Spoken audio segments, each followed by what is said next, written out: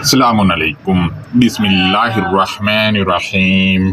कायनात बनाने वाले, नरमी करने वाले, मेहरबानी करने वाले की शनाख्त या पहचान के साथ दोस्तों, ब्लंडर बड़े बड़े इस सीरीज़ का आज लेक्चर नंबर 10 है। और आज के लेक्चर में आपसे मैं ये शेयर करूँगा कि हमारे यहाँ जो एक कहानी सुनाई जाती है कि कुर्बानी के लिए दुम्बा जन्नत से आया। मैं आपसे शेयर करूंगा कि ये दुम्बा जन्नत से आया या कहीं और से इन्होंने निकाला और हमारे मत्थे मार दिया। लिहाजा गौर करें, मैं सूरा 37 की आयत नंबर 107 लगा रहा हूँ। इसका तर्जुमा सब मुतरजमीन ने एक ही किया है और तफसीर भी सबकी एक ही जैसी है। गौर करें, तर्जुमा उनमें से एक का मैं लगा रहा हूँ। इसने लिखा है, और हमने एक ज़िबह अजीम इसका फिदिया दिया। अब इन्होंने तफसीरें वगैरह कुछ इसकी यूँ लिखी हैं कि अल्लाह के हुक्म से जन्नत से एक मेंढा लाया गया जो हज़रत इस्माईल अलैहिस्सलाम की जगह ज़िबा हुआ। मुसलमानों के यहाँ ईद उल अज़हा के मौके पर हर साल जानवरों की कुर्बानी पेश करके इस कुर्बानी की याद मनाई जाती है। मज़ीद ये लिखते हैं कि अल्लाह के हुक्म से जन्नत से मेंढा यानी दुम्बा आया, लेकिन आप देखें कि इनकी इस बात से अल किताबिल मुबीन के सफ़हात बिल्कुल ऐसे ही पाक हैं जैसा कि कायनात को बनाने वाला शिरक से पाक है। बिल्कुल खाली हैं अल किताबिल मुबीन के सफ़हात इनकी इस कहानी से। अब सवाल ये सामने आता है कि ये मेंढा कहाँ से आया।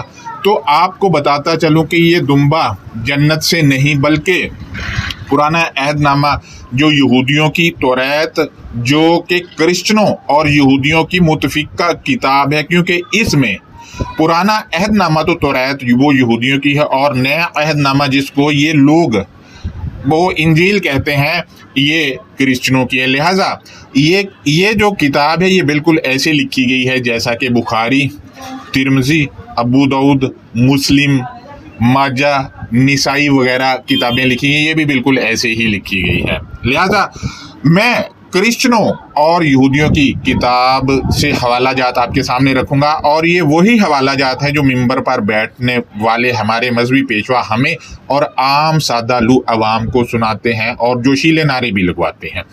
लिहाजा एक तरफ तो ये कहते हैं कि ये किताबें मनसूख हैं, इनमें तहरीफ होगी, फिर इसी से लिटरेचर निकाल के लोगों से चोरी चोरी और वो अपनी तारीख में शामिल करते हैं और लोगों को सुनाते हैं। लिहाजा गौर करें, बाइबल पुराना अहदनामा बुक पैदाइश है, बाब नंबर है 22, इसका नंबर 1 है। मैं स्क्रीनशॉट भी लगा रहा हूँ। इसमें लिखा है कि इन बातों के बाद यूं हुआ कि खुदा ने इब्राहिम को आजमाया और उसे कहा, ए इब्राहिम। उसने कहा, मैं हाजिर हूँ। पॉइंट नंबर 2 है, तब उसने कहा कि तू अपने बेटे इसहाक को जो तेरा इकलौता है और जिसे तू प्यार करता है साथ लेकर मोरिया के मुल्क में जा और वहाँ उसे पहाड़ों में से एक पहाड़ पर जो मैं तुझे बताऊंगा सौख्तनी कुर्बानी के तौर पर चढ़ा दे। नंबर 6 पे है, और अब्राहम ने सौख्तनी कुर्बानी की लकड़ियां लेकर अपने बेटे इसहाक पर रखी और आग और छुरी अपने हाथ में ली और दोनों इकट्ठे रवाना हुए। पॉइंट नंबर 9 है, और उस जगह पहुंचे जो खुदा ने बताई थी, वहां इब्राहिम ने कुर्बानगाह बनाई और उस पर लकड़ियां चुनी और अपने बेटे इसहाक को बांधा और उसे कुर्बानगाह पर लकड़ियों के ऊपर रखा।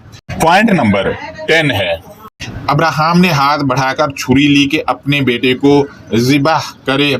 पॉइंट नंबर 13 है, और अब्राहम ने निगाह की और जन्नत से आया अपने पीछे एक मेंढा देखा जिसके सींग झाड़ी में अटके थे। तब इब्राहिम ने जाकर उस मेंढे को पकड़ा और अपने बेटे के बदले सौख्तनी कुर्बानी के तौर पर चढ़ाया। दोस्तों, यहाँ पर नोट करने वाली बात वो ये है कि अगर आप खुद भी बाइबल पुराना अहदनामा बाब बुक पैदाइश का बाब नंबर 22 1 से 13 तक पढ़ेंगे तो वहाँ को आप ये मुकम्मल किस्सा मिल जाएगा। मैंने भी वहीं से लिया है।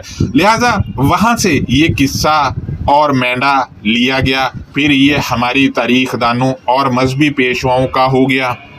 यानी जो अब हमें मिंबर पर बैठकर सुनाते हैं, इनका ये मेंढा वगैरह और ये मनगढ़ंत कहानी वहाँ से आई, यहूदियों की किताब से, जिसके मुतालिक इनका दावा है कि ये मनसूख शुदा किताबें हैं।